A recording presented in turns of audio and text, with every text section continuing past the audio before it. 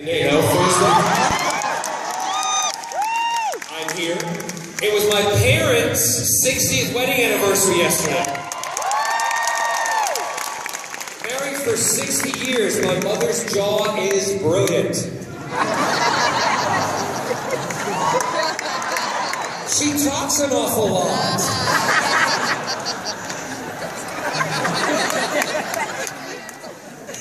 Barrowman.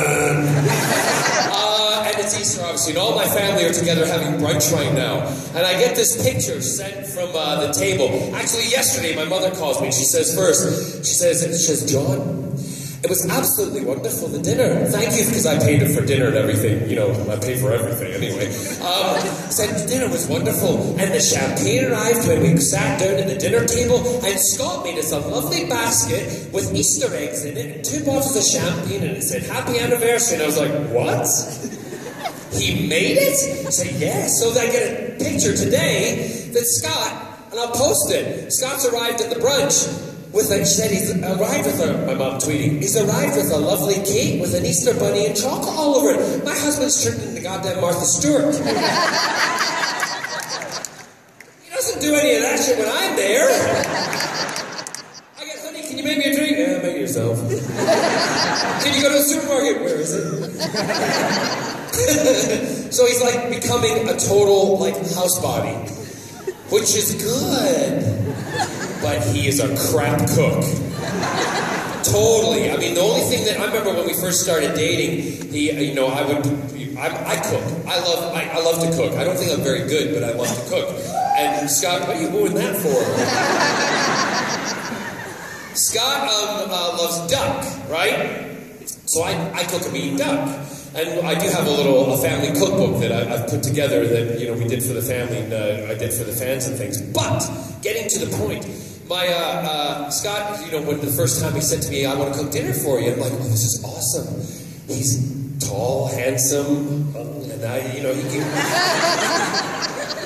Oh, you gotta stick with me on this one, kids. Because if you don't, you're gonna get lost. We got an hour of this shit coming up. You're gonna get lost. So not only that, I think he can cook, which is wonderful. Do you know what he made me?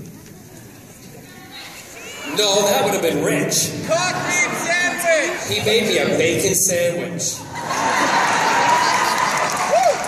With peanut butter. And a glass of, no, seriously, bacon and peanut butter. Try it, it's wonderful, except if you're Jewish, and don't do it, all right? It's really good with a glass of red wine. That was my dinner. And then he became the pig later. Anyway,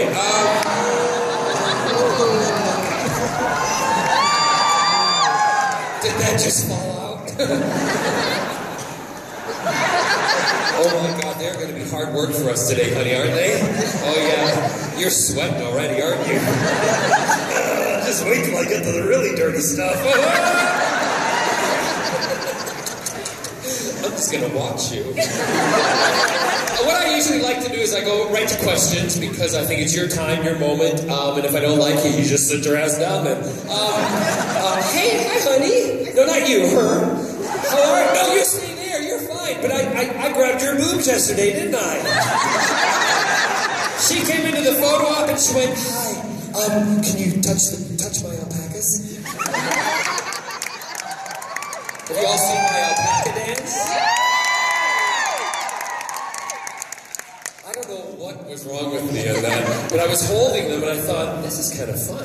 And there was some music playing, so I thought, I'll just do the alpaca dance. And then I went up to this guy and I was like, touch my alpacas.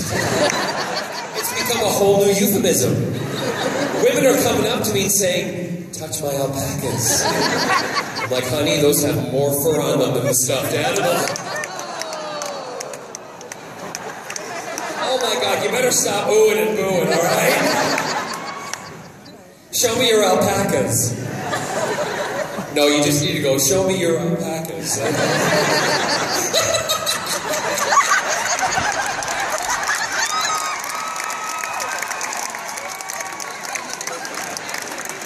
This is great. I love you. I know a little bit of sign language. Thank you, I love you. Anyway. That's Lollipop. Yeah. A great... Anyway, I like to go to questions. I like to talk to you guys. I feed off of you because I am a vampire. And that's how I work. So we'll start right away. Yeah, go ahead. Good afternoon, John. Hi. Really, really nervous. Pull the mic up a little bit in front of you. Pretend it's me.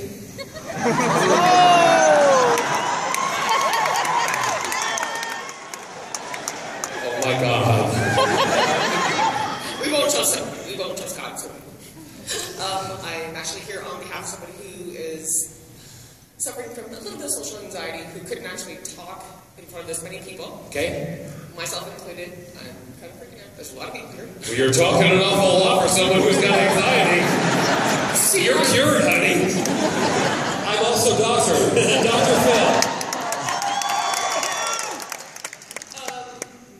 So in my household, you are a very common name. You are an icon to us as an institution to bringing forth equality, activism, and just when my kids were very young, you were the first person that they identified with as being, oh, I can be different, and it's cool.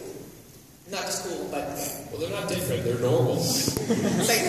It's everybody else who treats them differently that's an asshole. Thank you.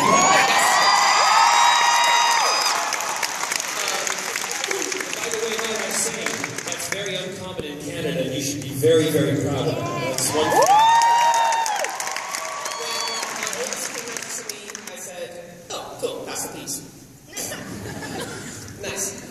And I was really, really tough because when I came out to my parents, they kicked me out. Yeah. So it was, you know, a nice revelation. So he can't say this to you, so I wondered if you would mind reading that, just because that's... Okay, it's from, what's his name? Z. And your son... You know, I am 48 and I do wear glasses. Look at the print. Alright, let me see. Okay, it says, I wanted to say thank you for saving my life. Without Torchwood and Doctor Who, depression would have won. I also would not be the person I am today without you and Yanto showing me that there's more to love than a boy and a girl. Well, that's it.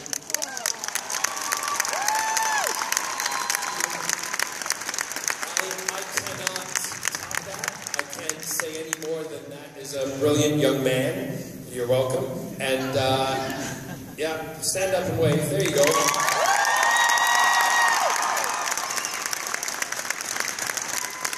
Most important thing now, you know, because I was, it's weird for me to, I talk about it, but it's weird for me to, I don't like to put myself on that kind of pedestal, and I love that you guys do who look up to me, being outspoken and open and just honest and not accepting no from people about who I am and what I do, and, you know, but the thing that you have to do now, see, yes, see, is you have to stand and you start making the change because others will look up to you.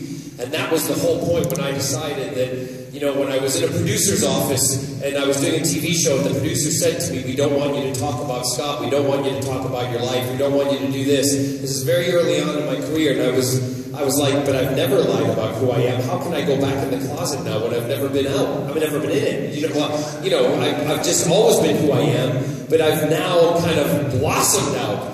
So I went home to Scott and I said, what should I do? And he said, well, what do you want to do? I said, well, I know what I want to do. And he said, what is it? I said, well, tell them to piss off and just continue to be who I am. And I did. Consequently, I was written out of the show. But I got canceled anyway, so... But you need to, you guys, those of you who also are in the same position like with Z, and I know there's a lot of young people who suffered from depression because they can't be who they are. You know what? You have to take the responsibility into your own hands. Because there's a time, like you did when you came out, and there was this, when I came out to my parents, in the back of my head, I know lots of people who were thrown out of their house, so I was either going to have a great life with my family, or I was prepared to turn and walk out. And when I told them that I was gay, before their reaction, I said to them, I am prepared, if you don't want to come on this wonderful journey that I'm going to be on, I'm going to leave and I'm going to walk out. You take the ownership of disowning them. Don't let them disown you. right? If you take the ownership, but before you do it, make sure that you know where you're going to go. Cover your tracks. I had a friend that I was going to go stay with, and I was also working so I could support myself. It's, again, your situation. It's the right time to do it. If it's not the right time, you don't want to be homeless on the street. And if you are, I'm sure someone you can just get on the phone and call, because there's always a room where you can stay. Someone will help you. Just make sure they're not a weirdo. Right? But the best thing to do is talk about it. But take ownership of your coming out. That's what I would say to the young people. And you control your destiny. Don't let others control yours. And plus vote, sorry, now I'll get off my soapbox.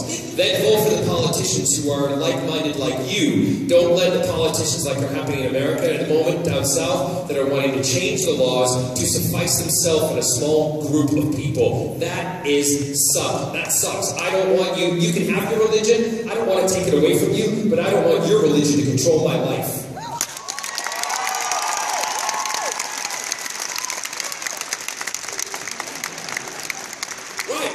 Soapbox done.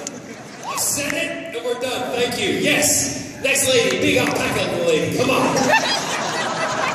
Wow, okay. So yesterday, thank you. That happened really fast, and I didn't get to say thank you, so thank you. You were in your life, and I have your... Woo! Thank you. Bye. Oh, my God. Do you know I had a lady, I have to say, I love, there's a lot of, I love all people, right? But I particularly love when I say, come and give me a big hug. I love my big girls who give me hugs, right? And so always, listen, stay big, I love you, right? And one girl came in and she said, I've weighed them for you, they're 9 pounds each.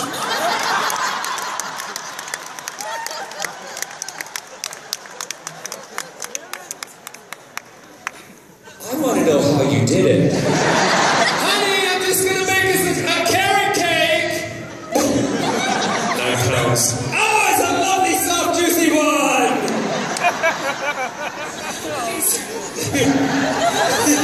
Now you're speechless, aren't you? Okay, so my question was... Go ahead. Okay. The question was, is there a project or something that you've in that you're really proud of, but you'd like more people to know about? No, it's in 35 countries. We're just fine. What? Who's answering the question here? Project that I've been in that I am proud of, that I would want more people to know about. That's really, it's interesting because there's a lot of stuff out there. There's a lot of stuff that I've done. One of the projects that I did, I don't know if anyone is that familiar with it, it's called The Making of Me. And it actually, it kind of goes back to what we were talking about. I did a program about, is it nurture or nature? And I went and studied with, and I became good friends with one of the geneticists, Sven, who's a good mate of mine now. We went back and looked at all the different things of what could be the reason I am gay, right? And I knew what the reason was. I know I've been born this way, but the scientists want to figure out what makes us born this way. So we went even into the whole thing about testosterone and estrogen. You say it's estrogen or estrogen? Estrogen, everything. It's totally the mother's fault. I'm kidding. We went into all of it, and it's a great program. And I learned a lot about myself and my family. The fact that my mother had a miscarriage before me and all that kind of stuff, and it's a really good program. It's online. I know it's there. If you haven't watched it, watch it. And a lot of networks, a lot of places didn't show it because they didn't want to touch the subject matter because it told the truth. And the fact of the matter is, we are born this way. Nothing you can do about it. You can't. And I met with people like who were going to programs where they were being fixed. That was so interesting. Yeah. Anyway, watch it. It's lovely. Thank you. You're very welcome. And weigh them next time, please. Hi, honey. Hi. How are you? Good, how are you? I'm really good. I love it. You're so excited. I'm so excited. I love the bun. Thanks. It's a pink bun. It is. Yeah, I got pink buns too. And how nice they are. Thank you. I, like many other queer people, love karaoke, and I'm wondering what your go-to karaoke song is, and if you can sing a song.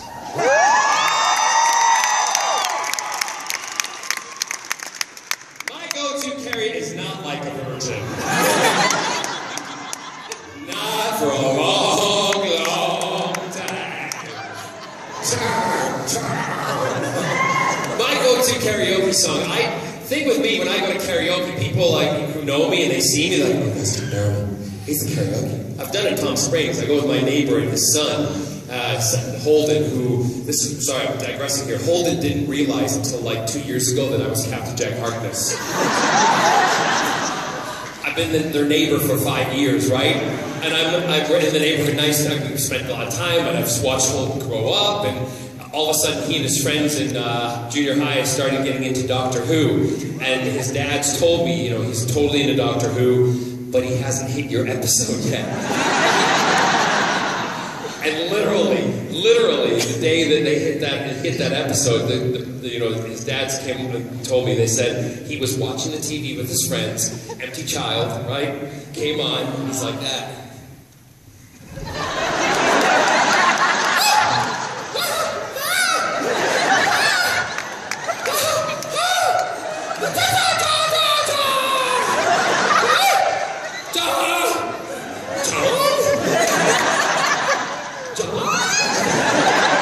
And then his dad's like he was, you know, some little, yes, Holden.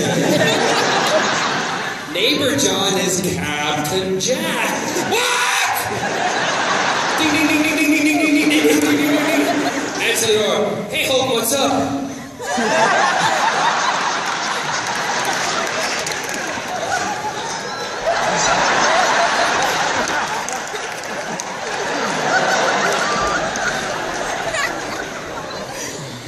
Total freak out.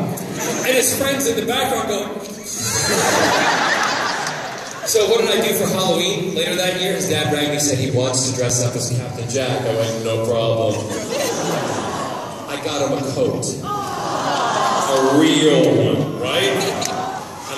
And then I called the company that made them. This was the best conversation. Hi, you know, because you couldn't order it for some reason. There was nothing going through online, so I rang the company in there. Hello, blah, blah, blah, blah, marketing, can I help you? I said, yeah, you sell the Captain Jack coats? Yes, we do, and they're very popular.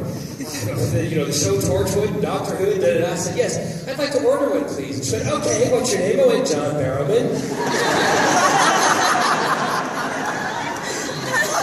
Excuse me? John Barrowman? Really? Yes. Don't you have your own?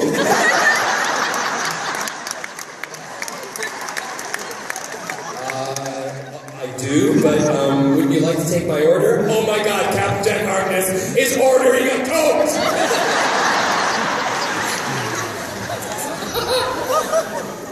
Where do you live? I don't know if I want to tell you right now. So I gave the address, all that kind of stuff, and at the end of it, she said, well, that'll be $650 plus shipping $350. And I went, really? I'm Captain Jack! I should get it for free! She went, sir, we don't do special treatment here.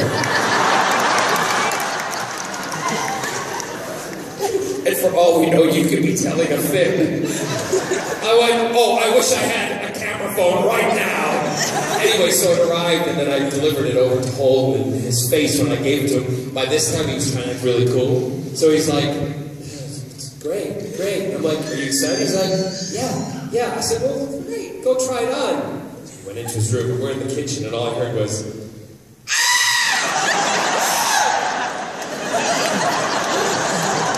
I looked at his dad's and I went, my job is done. What was your question?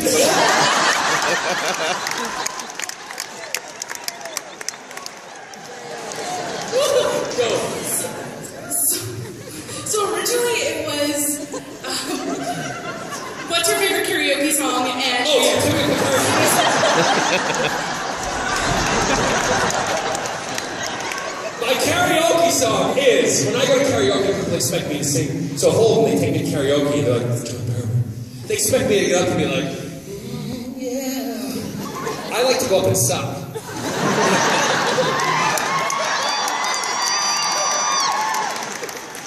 Badly.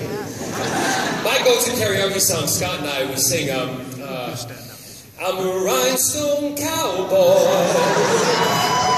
riding out on a horse in a star-spangled rodeo, like a rhinestone cowboy. Whiskey and people I don't even know. That's why it's a karaoke song, so I can read the frickin' words.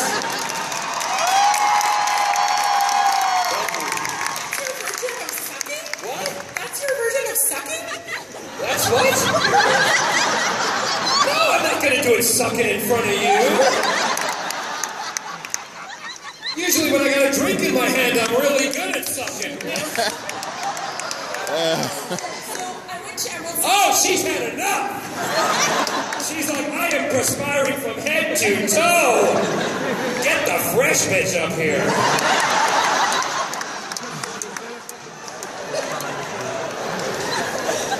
I love you guys, by the way. You know I'm a great supporter of the deaf community. I did that's another thing. I did a thing about hearing dogs for deaf people. Myself and Princess Anne are huge supporters of that charity. And if you haven't seen the video, go on. It shows you how alienating being deaf can be, and that a dog makes a huge difference. And I met, where's Lulu? I don't know if she's here today. Whoa, there's Lulu right there, and she's a hearing dog. I know the dog's name, I forgot your kid's name. Jocelyn. And Jocelyn went deaf when she literally was, I'm guessing your Jocelyn was about 8 or 9 years old, or were you older? 7. And she had meningitis, woke up the next day deaf. Right? So the dog has made a huge difference in her life, and I know because she's very outspoken. And she holds a good conversation. And if you see a deaf person, go up and talk to them because they really want to be involved and interacted with. So, anyway, next question. Yes. Are you sure you don't want to go home with the dog? I've slept with many dogs in my life, and I don't want to. So, I went to Emerald City Comic Con last weekend, and I have to say that your panel was probably the highlight of the weekend. Thank you. There was a little bit of a confrontation with the minions. With the who? The minions, the green shirts who were controlling the... Oh no, don't call them that. They're that's what they're called. volunteers. That's what the convention calls them. Oh, that's not right. It's an endearing term. Okay. And it sounds very endearing to me. And I was just wondering how it was after your panel ended, and there's no burned bridges or anything, because we really appreciate that you pushed. I know, because I did it for you guys. What they did was I don't really want to go on about it too much, but when they give you a 5-minute wrap-up, they gave me my 5-minute wrap-up in 10 minutes before, but when you want me to come do a panel for an hour, you guys are paying a lot of money, I'm doing an hour for you, right? So what did they do when I said that? They cut off the microphones. That wasn't the volunteers' fault. That was the sound fault. Well, I went off for you guys, and I was angry because there was a young lady who was wanting to ask a question, and they just cut her off and told her to sit down, and I was like, no. And that was it. But there was no problem afterwards. The people who look after me, Kelsey, where are you, Kelsey? Kelsey, she's not here. Kelsey usually looks after me. Kelsey's my Asian bitch. That's what I call her. Term of endearment. She calls me her gay dad. Because I am old enough to be her dad. Anyway, so she said when she was back there and she heard it, she went, oh my God, they just didn't. But there was a lot of running around, but it was fine. It was fine. I was doing it to support, and you want an hour? Okay, so you're definitely welcome back. Oh no, listen, they wouldn't turn John Barrowman away. Not when the panel room was at over capacity of 3,000 people, okay? Yeah. Yes. Hello, Doctor! Hello, John. Nice to see you again. Do you have a favorite episode or program that means a lot to you? I never really answer favorite questions because you guys would not let me change my mind ever. I have to say that I just loved being Captain Jack Harkness. And We want you to be that again and again and again. Sorry? Come back and further. Well, it's not my choice. It's up to the producers and the writers for them to ask me back. But at the moment, I'm so happy being Malcolm Merlin too. No pun intended. You always remember your first. And Captain Jack Harkness was the man, the character who changed my life. And you guys changed my life along with him. And that's why he has a huge soft spot in my heart. And that's why when I talk about him, and he's a friend, and I love him dearly. If there was a favorite episode, oh gosh. It's not really a favorite. Every moment of Captain Jack for me was relishing, because let me take you back. When in 1970 to 76, and then moving to the States, when I would watch Doctor Who on PBS. But when I was a kid in Glasgow, Scotland, sitting on the sofa, you know, hearing the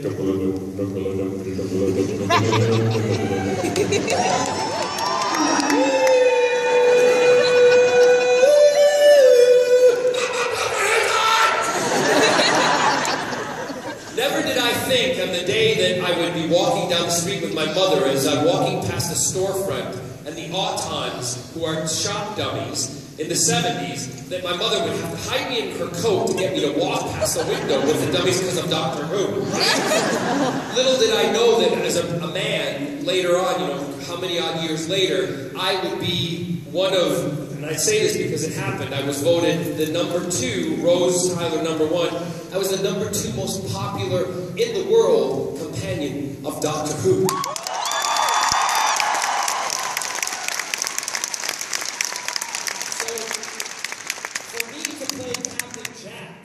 Was a dream as a little boy, and every day I would go to work as a man, that soul of that little boy was in there just going,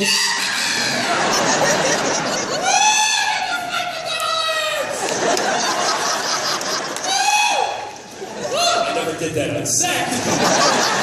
However, inside I was doing that all the time. And there was one instance where I was going back, I was working night shift, and I was leaving the building, you know, I was leaving going back to our building. We lived in a building, all of us, it's called Who Towers. That's what we called it. And I was coming in, David Tennant was coming out, I'm like, hi Dave, he's like, yeah, I don't, see you later. Off to work, and I'd be going home to go get some sleep, and as I step in the elevator, who else walks in with me but Sarah Jane Smith. Notice I called her that and not Elizabeth Smith. So I'm standing in the elevator against the wall, foot up, just trying to be really cool. And inside I'm going, because she just joined, you know, the cast. And well, I say joined the cast of the revamp. She's always been Sarah Jane. And I'm standing there, and I thought, you have to do this. Because you've got 9 floors to go up, and you're not just going to look at your feet. Hi, Miss Slayton. My name's John Barrowman, and I know exactly who you are, Mr. Barrowman. You're Captain Jack Harkness.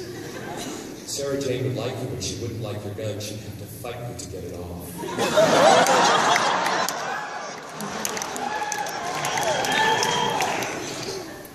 I love you. And I love you too. That was my first encounter with Elizabeth Slayton. She got out of the elevator, and I peed myself. I was so happy. And then I go back upstairs, and I'm like, stop! I was just in the elevator, and Sarah Jane came in, and it was, oh my God, it was Elizabeth Slayton. I stood there talking to her, and she talked to me, and he goes, are you high? Yes! I'm Doctor Who!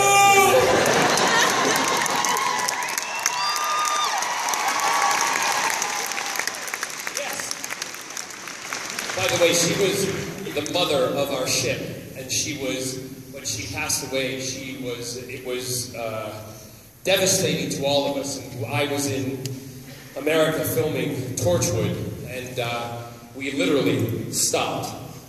The whole crew gave us, you know, they didn't really know her, they were an American crew, and they stopped. We stopped production for about 2 minutes, 3 minutes, to give a, you know, 2-3 minute silence, just to honor her passing, because she was a great lady, great lady. Yes? First off, thank you very much for the butt grab on Friday. It was marvelous. Did I grab yours or did you grab mine? That's what you asked, and then I said, well, yours, but you have to enjoy it. And I did.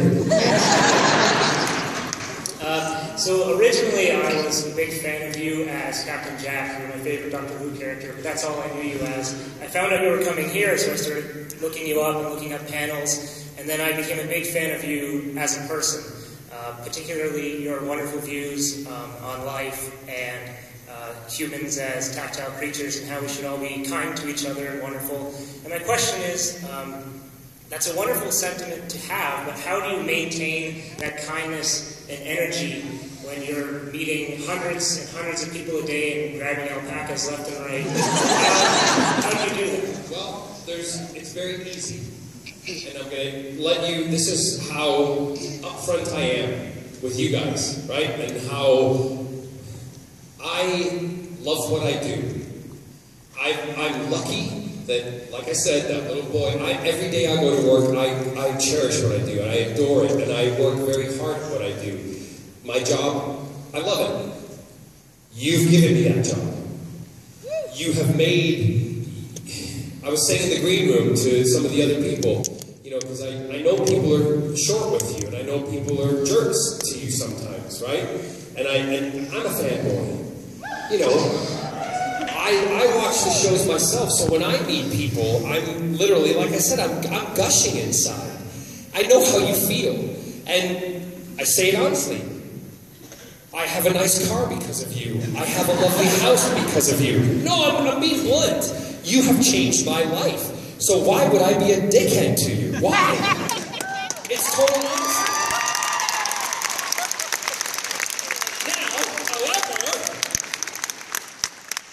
Jerk to me, I'll be a jerk right back to you. Right? It's 50-50, so it's part of the reason I don't want to be treated that way, so I don't treat other people that way. It's a give and take relationship, and it's about appreciation. That's what it boils down to.